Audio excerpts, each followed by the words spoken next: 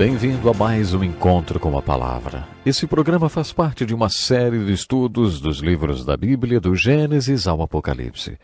Chegamos ao Evangelho de Mateus e estamos terminando o estudo do Sermão da Montanha. Nesse sermão, Jesus nos desafia a olharmos para dentro, para o alto e ao redor. No final do seu sermão, Jesus nos desafia a afirmarmos o compromisso de olharmos para dentro. Ouça com atenção os versículos 7 e 11 do capítulo 7 de Mateus. Diz assim: Peçam e lhes será dado. Busquem e encontrarão. Batam e a porta lhes será aberta. Se vocês, apesar de serem maus, sabem dar boas coisas aos seus filhos, quanto mais o Pai de vocês que está nos céus dará coisas boas aos que lhe pedirem. Nesse texto, Jesus está desafiando seus discípulos a assumirem um compromisso de olharem para cima, um compromisso de pedir, buscar, bater, até que a porta se abra. Jesus então dá uma promessa de 3 dimensões. Todo que pede, recebe, o que busca, encontra, e todo que bate, acaba encontrando uma porta aberta. No versículo 12 desse capítulo 7, ouvimos Jesus dando uma terceira direção para a nossa atenção. Comprometam-se a olhar ao redor. É aí que Jesus traz um ensino ético de grande importância chamado de as regras de ouro. As regras de ouro são a última parte do seu ensino antes de convidarmos a irmos à frente no primeiro retiro espiritual. E o versículo 13 é o início desse convite. Imagine que Jesus diz aos discípulos mais ou menos isso. Agora olhem para baixo. Estão vendo aquele povo lá embaixo? Escolham alguém que seja diferente de vocês. Se você é branco, escolha alguém negro. Se você é judeu, escolha um cristão. Agora coloque-se no lugar dessa pessoa e pergunte-se o que você gostaria que alguém no topo da montanha fizesse por você. O que essa pessoa que você escolheu diria? Agora o faça.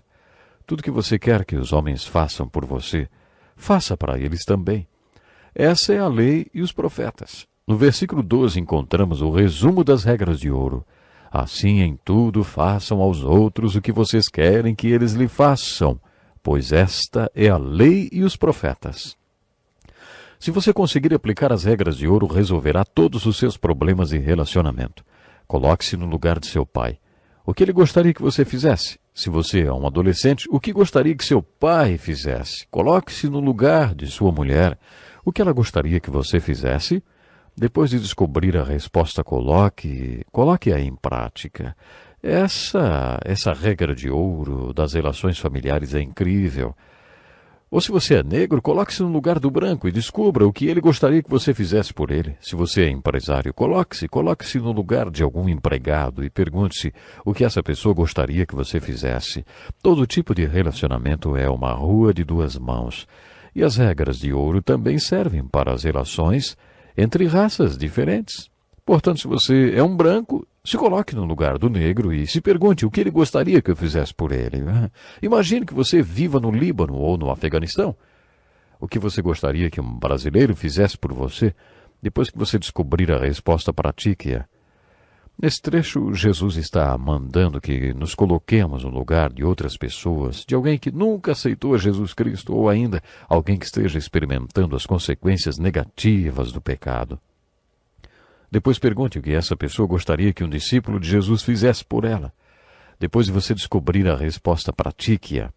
Essa é a regra de ouro para missões.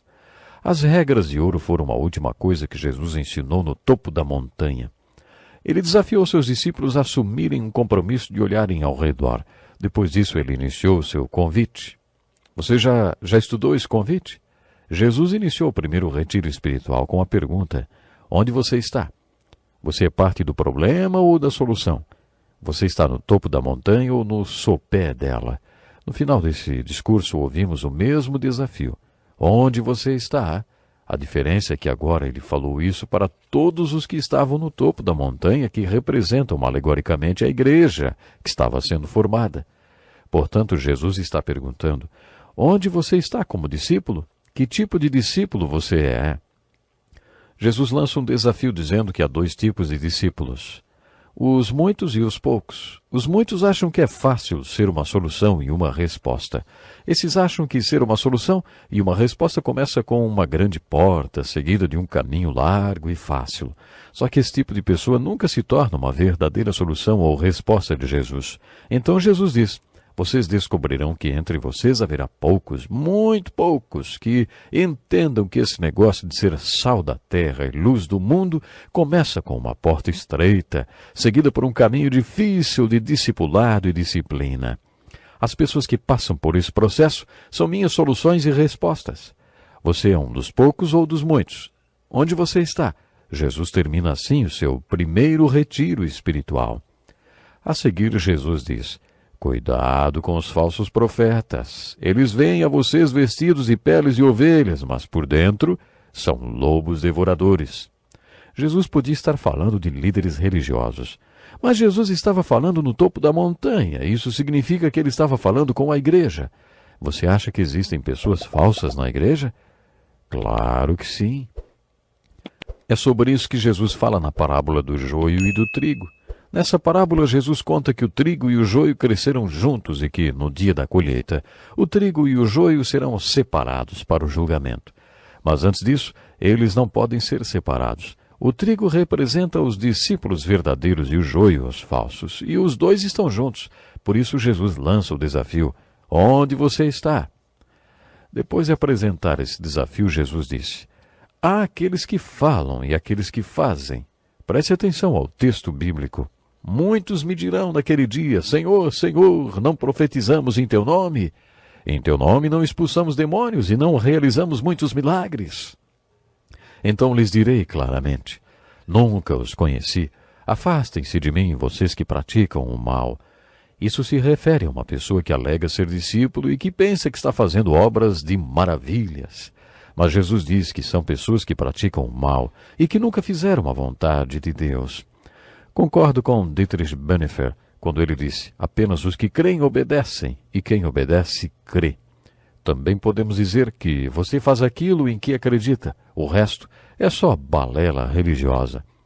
Vou repetir para enfatizar: olhem para o sopé da montanha. Jesus está dizendo: estão vendo toda aquela gente lá embaixo?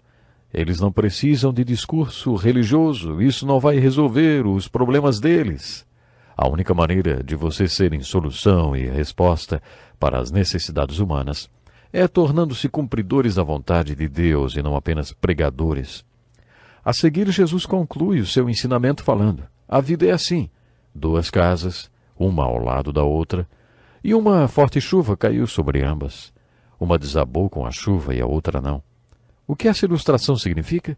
Jesus estava dizendo que, se você ouve seus ensinamentos e os obedece, você é como a casa que não cai, porque está fundada sobre a rocha. Mas se você ouve os ensinos de Jesus e não os obedece, é como a casa que não tem fundamento e por isso cai por causa da chuva. Pela 3ª vez, Jesus está desafiando seus discípulos. Onde vocês estão, hein?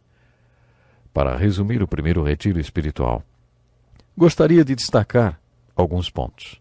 Primeiro, observe como Jesus enfatiza a questão da justiça, de ser justo. Devemos ter fome e sede de justiça, devemos sofrer por causa da justiça e exceder na justiça.